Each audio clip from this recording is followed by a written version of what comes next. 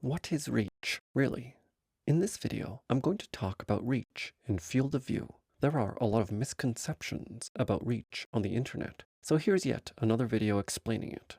First, the reason why there is such a disagreement is because people often conflate reach with field of view. Let's see why field of view cannot be equivalent to the intuitive notion of reach. A full-frame sensor, like on the Nikon Z8, is 36mm by 24mm, and an APS-C sensor, like on the D500, is 23.6 by 15.6mm. Therefore, the linear field of view crop factor is 36mm divided by 23.6mm, which is about 1.53 or about 1.5. When you put a 500mm lens on the D500, some people mistakenly believe that they get 750mm of full-frame equivalent reach.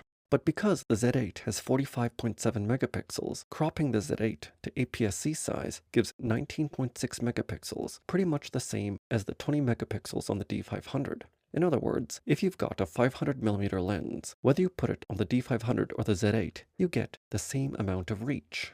This shows why it is useless to define reach in terms of field of view, because with a sufficient number of pixels, you can just crop an image to get a more narrow field of view.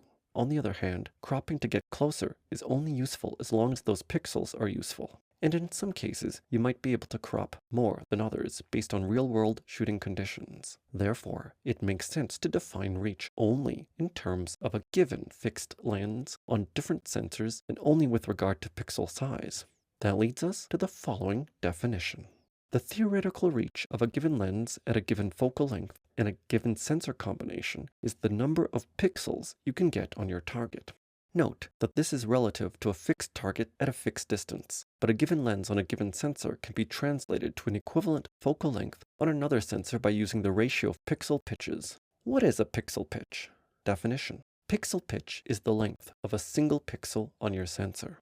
It is only the pixel pitch that determines the number of pixels you can get on your target, not the sensor size. Sensor size is irrelevant in determining the number of pixels you can get on your target, because if two sensors have the same pixel pitch, but one is a full frame and the other is an APS-C sensor, for example, then you can simply crop to equalize sensor sizes. Therefore, we define if P1 is the pixel pitch of one camera and P2 is the pixel pitch of another camera, then the reach crop factor is P1 divided by P2. Here are the pixel pitches of some cameras with various sensor sizes. Let's do some examples. Let's say you have a 300mm lens on the 20.3 megapixel micro four thirds sensor, like the one in the OM system OM1 or in the Panasonic G9. That system has a pixel pitch of 3.337 micrometers. What lens is that equivalent to in terms of reach on the Nikon Z8?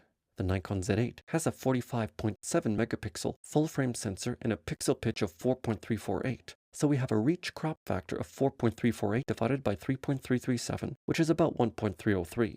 Therefore, a 300mm lens on the 20.3 megapixel micro four thirds sensor is equivalent to a 300 times 1.303 or 391mm lens on the Nikon Z8.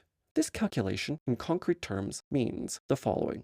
If you put a lens at 391mm on the Nikon Z8 and take a picture of a bird, then take the shot from the same position with a 300mm lens on micro four thirds, and then crop the Nikon Z8 shot to the same field of view as the 300mm micro four thirds shot, you will get the exact same framing with the same number of pixels. One must also take into account aperture at the same time. A 300mm f4 lens on 20.3 megapixel micro four thirds translates to a 391mm f5.2 lens on 45.7 megapixel full frame. I emphasize that this calculation is dependent on pixel pitch only, not on sensor size. And of course, for these two lenses to be really equivalent, they need to be roughly equally sharp. What about a 600mm lens on that 45.7 megapixel full frame Z8? That's equivalent to a 600mm divided by 1.303 or 460mm lens on 20.3 megapixel micro four thirds.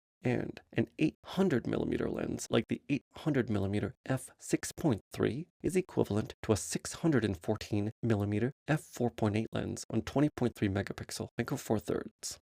If we switched to the 25.2 micro four thirds sensor, which exists for example on the Panasonic GH7, the calculation would be different.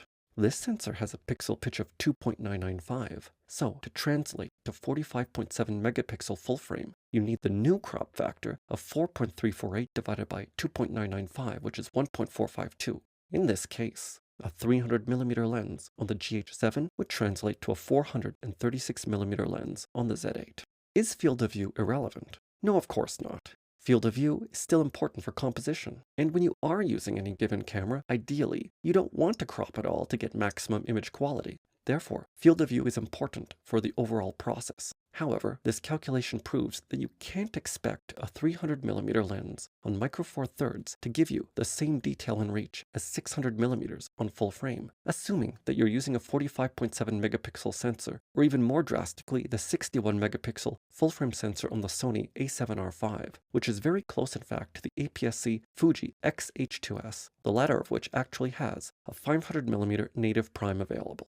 Of course, on micro four thirds, you've got the Olympus 150 to 400mm f4.5 with the 1.25 built-in teleconverter. If you're using a 20.3 megapixel micro four thirds sensor with this lens, then compared to a 45.7 megapixel full-frame camera, it will give you about the same pixels on your target as a 195 to 521mm lens without the TC engaged. With the TC at the long end, it would be 651mm, albeit with an equivalent aperture of f7.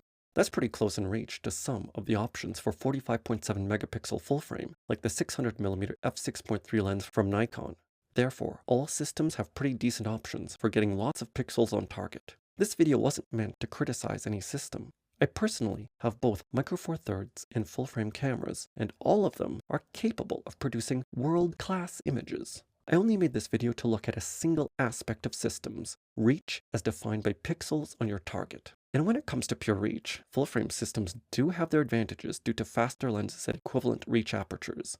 So, which system has the best reach is a rather minuscule aspect of bird photography. It is a tool that shines in some very specific cases, in which case full-frame has the advantage. But then again, there are so many other factors, like being more maneuverable with lighter lenses, that can also give micro four thirds an edge over full-frame. In short, one system over the other will not necessarily make you a good bird photographer. It is much more important to choose the system that will work best with your style, in which case the most appealing camera to you personally will undoubtedly give you the best results. I'd say that no system is limiting to produce excellent wildlife shots, so considering pixel densities and reach is just useful for choosing the right tool for the right job. The definition of the right job is entirely up to you.